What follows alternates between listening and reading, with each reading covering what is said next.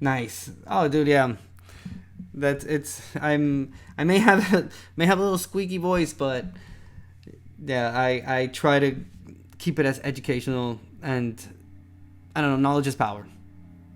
And interesting too and fun. So it's a combination of trying to keep that combo going, basically. But all right, let's move on and we'll keep on with this case. Cyprus does have an extradition treaty with the USA, and Yaz must have figured that out too, because he didn't stay there. He later moved to Lebanon, which does not have an extradition treaty. He also had a friend there who could make connections to get him set up with a new life. The FBI learned of this 3 months later, and there was nothing to be done other than making pleas for him to come home. So what we're doing today is making a plea to Yazeed, if he is watching, to come back to Cleveland and answer to the charges before him. So, like, what was he up to in Lebanon? Maybe that was a fucking great time. He was hitting it up in the discos, philandering. He changed his name. He changed his name to Maurice Khalife. He got glasses and a goatee. Looking sharp, a new man. He also didn't keep it to himself. The more you know, Munin. The more you know. That's what... Dude, that's why... Sometimes, like... You gotta know kind of your... Like, your level of intelligence. I consider myself to be... I'm smart. I'm not... Einstein. You know, I'm not... you know, a genius of any sort or any kind, but there's just certain people, and I've just met certain, and my wife is like one of those people. She's just so fucking smart. I don't understand how this person can have so much knowledge and information in their head. I don't understand. I mean, besides all of the other qualities that she has, dude, she's extremely smart.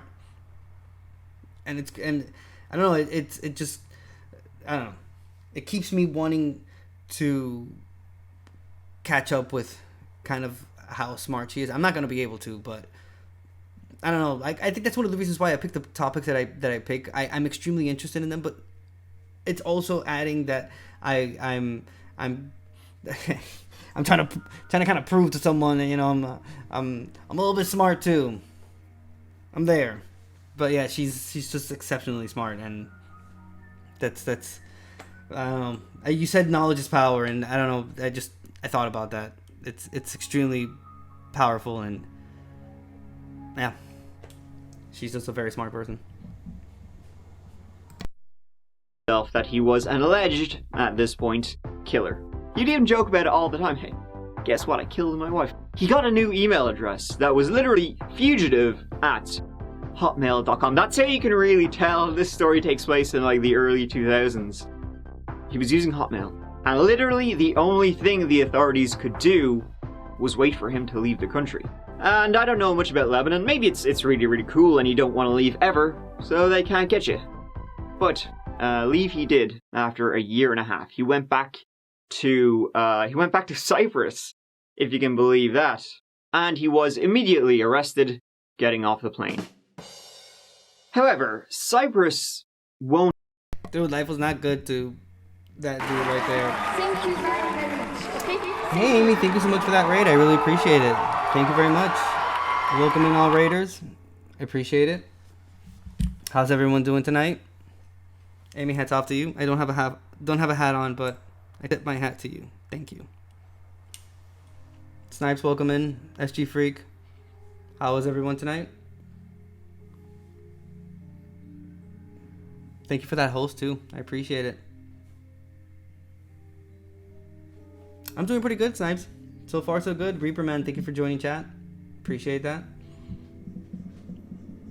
We're on our second and last case of the night. It's a little bit over the half mark already, but just to get you guys up to date, tonight's theme is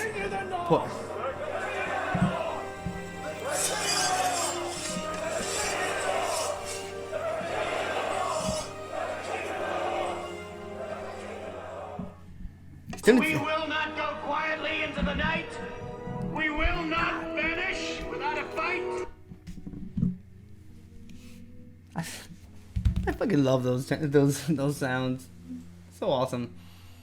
But yeah, just to catch you up, the theme of the night is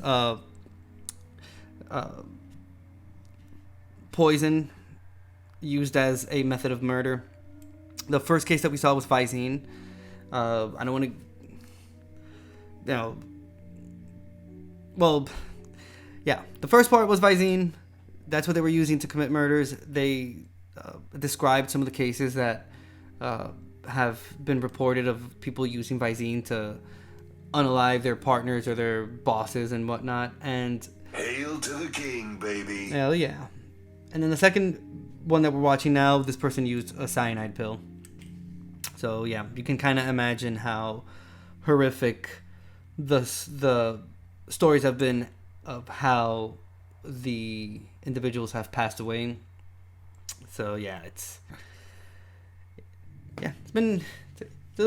brutal. People are really evil. Reaper Man, so far so good. How are you doing tonight? And yeah, in this case, husband gave wife a cyanide pill. She passed away shortly. Before she passed away, she called her best friend and told her what happened.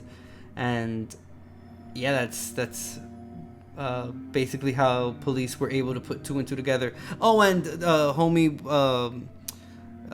is a fugitive, and he left the country, but he created an email that was fugitive@hotmail.com. No lie, like this is Mike narrating it. Yeah, Snipes Visine. Yep, Visine has a chemical in it called tetra. Sorry, one sec. It's kind of long.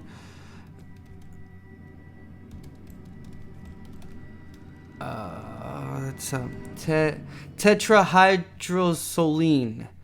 So okay, so the whole thing is tetrahydrozoline hydrochloride. But the tetrahydrozoline is when consumed in big amounts, it can be poisonous to the body.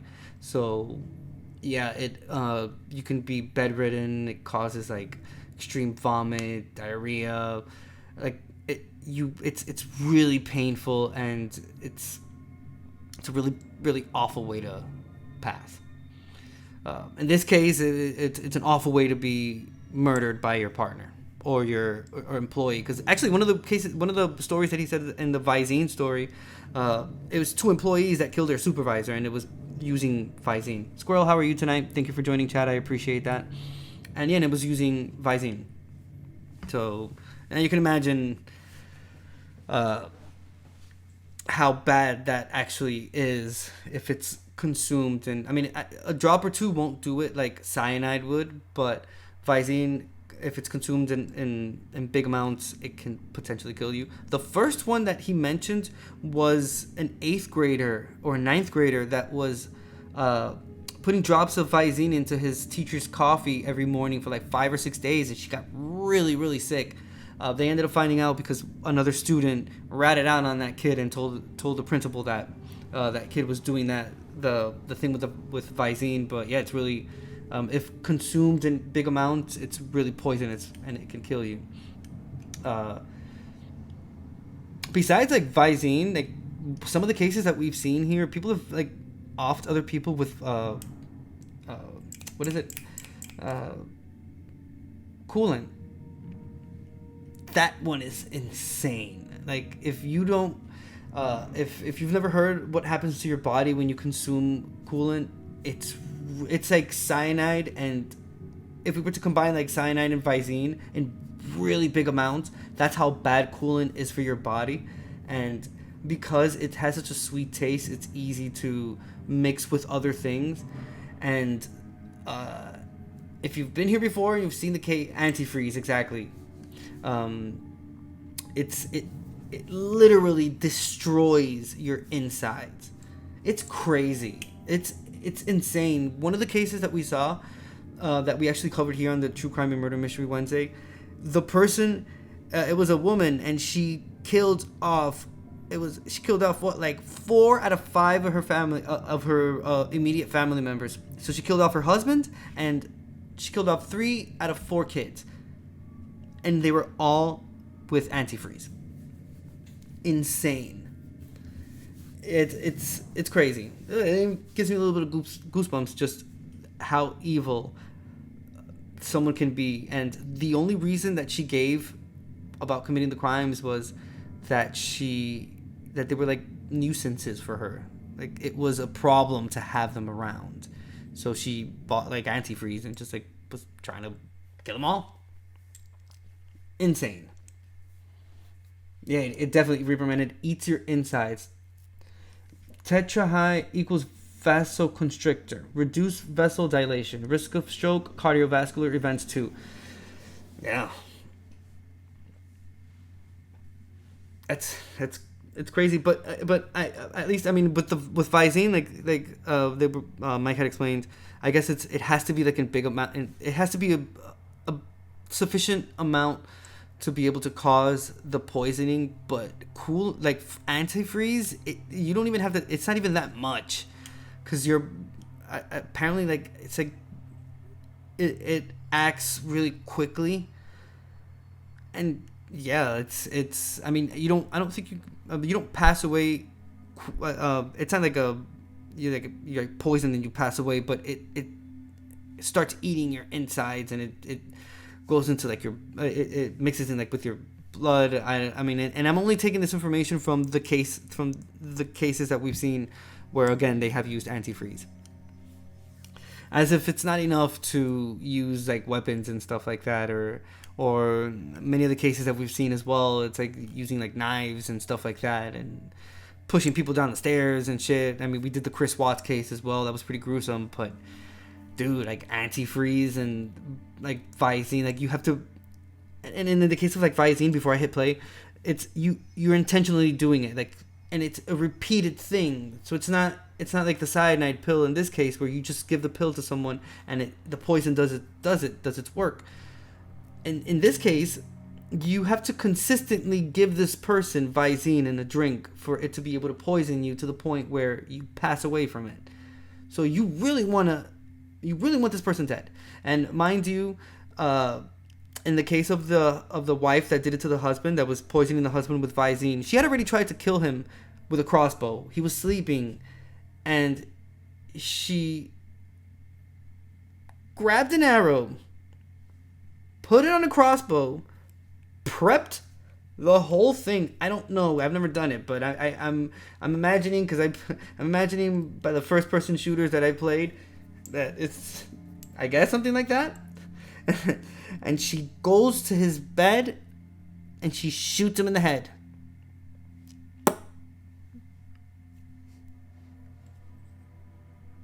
And she doesn't go to jail for it or anything. She missed. I mean, she hit him. She cut him like really badly, but it didn't kill him. So I guess she didn't finish the job at that point, and she did the Visine thing. Dude, people are evil, and it's. She didn't even give a reason for it. Like, there wasn't even anything that was. Some of these cases are like life insurance and shit like that. This person didn't even give that. I'm telling you, man, evil. I wonder if her conscience kicked in at the last second. I thought about it, but when she made that comment, like, kind of insinuating that it was his fault that he was dead, or she thought she'd get away with it. That's the thing. A lot of people get away with it. They think they're gonna get away with it. Some of them do. But like I said, it's that little instance of, like, that little stroke of luck when, you know, you think it's going to become a cold case because there are no leads, there's no evidence or anything, and then it's just like that little stroke of luck. It's just that little small one where there's justice. Oh, that's so good. But yeah. Sometimes I hold my breath when listening to this kind of stuff, and I suddenly realize I'm not breathing. I think it's the shock. Yeah, definitely.